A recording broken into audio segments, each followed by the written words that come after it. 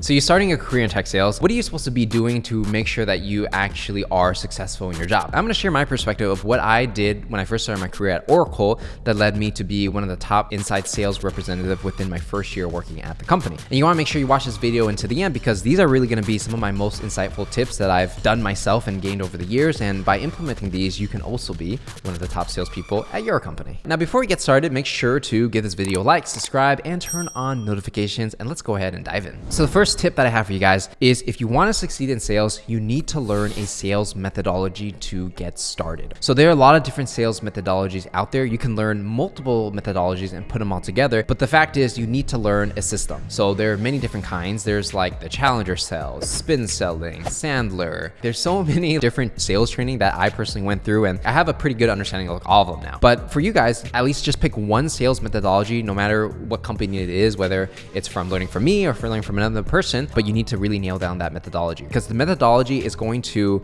show you exactly what you need to do step by step in order to turn a total stranger into a paying customer. Without learning a methodology, you're just kind of going in there saying like, hi, I'm Patrick. Do you want to buy my product and service? It doesn't really work. Instead, what you need to know is like every single step of the way, what is it that you need to say and do to keep moving them from step 1 to 2 to 3 to 4, all the way till they actually close the deal. And so there should be no question, there should be no mystery of why somebody buys or doesn't buy. It literally should be all laid out for you. Sales has been going on for thousands of years in human history. We have a lot of data on what works and what doesn't. So you don't have to figure it out by yourself. You just need to find a methodology that works. So for me, when I do any type of selling, I know exactly what I'm gonna say and do from the beginning all the way to the end. I know in the beginning, I'm gonna go into the room or talk on the phone and be like, hey, John, how's it going? It's Patrick. How you doing today? And I know John's gonna say, oh, I'm doing good. How are you? And I'll say, oh yeah, I'm doing fine. Like it's almost like choreographed, right? Where I've done it so many times. I've seen so many variations of the response that people give me. I already know what they're gonna say before they say it based on what I say. If you wanna be good at sales, you need to remove that mystery or like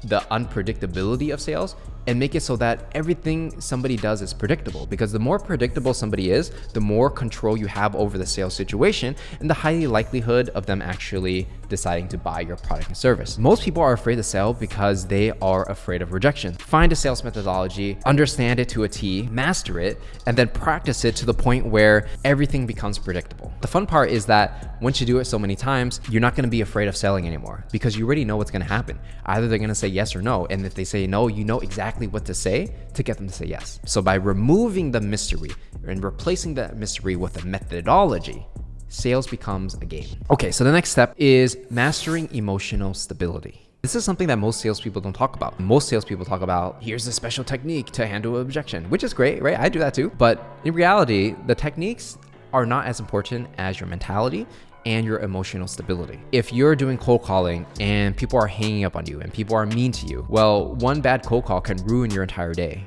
Like if you cold call, ring, hey, this is Patrick. Stop calling me, you're wasting my time. And then you're like, oh my God, that hurt my feelings. I don't want to do cold calling anymore. Oh, it's sales for me. Maybe I should go back and get my master's, right? The reason why this happens is because they lack emotional stability. When their emotions get the best of them, they feel pain, they want to run away from it. So if you want to succeed in sales, instead of running away from the pain, feel it out. Just let it flow. Just be like, okay, I feel rejected. It hurt a lot, but it's not the end of the world. And I understand that's part of the game. Then to take a step further, be like, okay, well, even though I feel hurt, what can I do to learn from this experience? That's the mentality you need if you really want to grow and become great at sales. Without that, you're just going to be like, oh, my product sucks. My boss sucks. Our training sucks. Right now we're in a bear market and nobody has a budget. Yes, you can make a lot of excuses, but you'll never be successful. Instead of letting your emotions blind you from the truth, practice emotional stability, feel your emotions, be okay with being rejected, be okay with feeling that pain. That's just part of the game. And once you accept that and it doesn't affect how you feel during the day, then you're going to be able to go so much further. I'll give you a real example of like what's going on in my life right now. So for me, a lot of the things that I try personally, 70 or 80% of the new things I try will fail. And that's okay. But I know that 20 to 30% of the things will succeed. Those successes make up for all the failures. And so when people look at my life and what I'm doing, they're going to be like, oh, wow, like Patrick's doing pretty good for himself, right? But they don't see that most of the things I do don't work. Now, if I didn't have emotional stability, every time something doesn't work, I'll be crying about it. I'll be like complaining, making excuses. It's okay to recognize what the problem is, but you have to solve it. You have to find a solution to that problem. And even if you don't find the solution right away, at least you're working on it, because eventually when you put enough pressure on a problem, it's going to get solved. Entrepreneurship is very similar to sales. It's the same thing. If people aren't buying your product and service, what are you actively doing to increase your odds of success? Is it complaining that your manager is not helping you?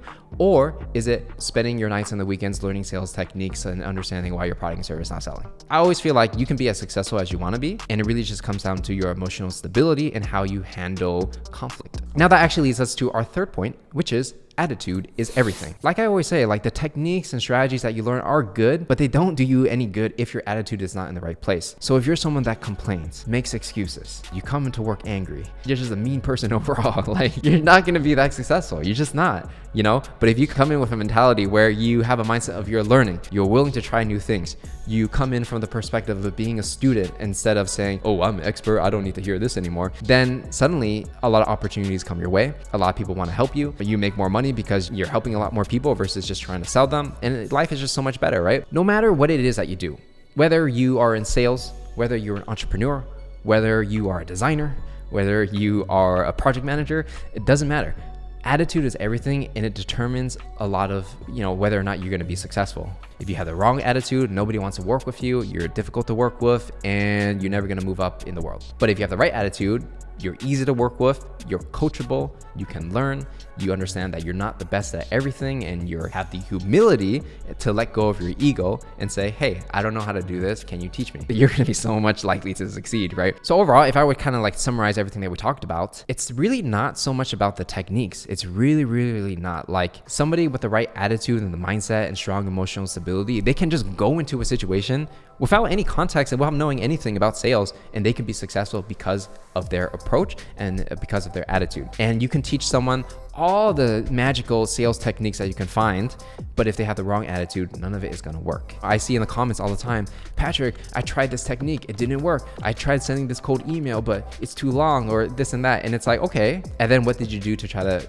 solve it for yourself? There's no silver bullet to sales. Like what I teach and what I do may work for me, it may work for a lot of other people, but maybe in your particular situation for your specific product, for the specific customer that you're selling to, maybe it's not going to work. Maybe you have to change it up a little bit. Instead of complaining, I'm open to it. If you say something doesn't work, let me know in the comments. But a lot of times the answer is, did you tweak it? Did you A/B test it? Did you try different variations? Have you asked your peers? Have you asked your manager? Have you asked the people that you work with why it's not working before you left the comment saying that it's something that doesn't work? Because if not, then it just shows you're not doing the work. Your attitude influences the strategies that you implement.